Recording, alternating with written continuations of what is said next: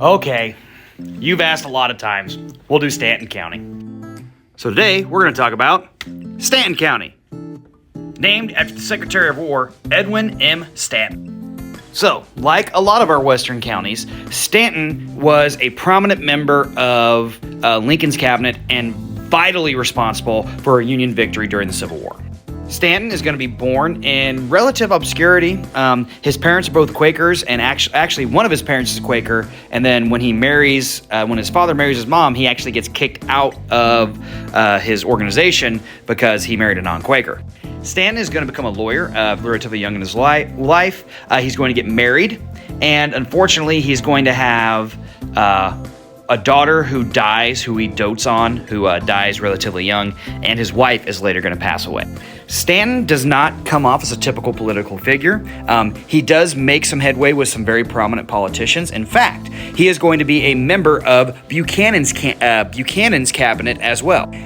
James Buchanan was the president who was kind of responsible for the South seceding and did nothing to stop it. And if anybody asked me who I think the worst president in the history of the United States was, James Buchanan. Dude sucked.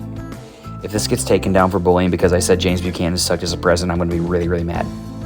As a lawyer, Stanton's going to be famous because he is the first defense attorney to successfully use the insanity plea to defend a client.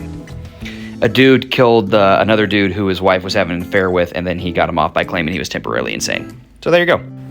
Later, as the Attorney General for James Buchanan towards the end of his presidency, he is going to come out forcefully against the acts of secession that are occurring in the South and is trying to push Buchanan to do anything. Buchanan was sympathetic to the South and kind of wanted them to rebel, so Buchanan's a butthead. During the first 2 years of Abraham Lincoln's presidency, a gentleman by the name of Cameron is the Secretary of War. Lincoln does not like that Cameron is not aggressive enough, and so he asks for him to be removed. Cameron doesn't want to be removed unless he can be assured of succession, so Stanton is named as the Secretary of War. Stanton is going to be immediately take control of the nation's railroad, telegraph lines, and make sure the Union Army has everything that it needs. He basically becomes the second in command of the military behind Lincoln himself. He does not get along with General McClellan because he shares Lincoln's belief that McClellan is not proceeding fair enough. So when McClellan is reduced in his power, Stanton gains more.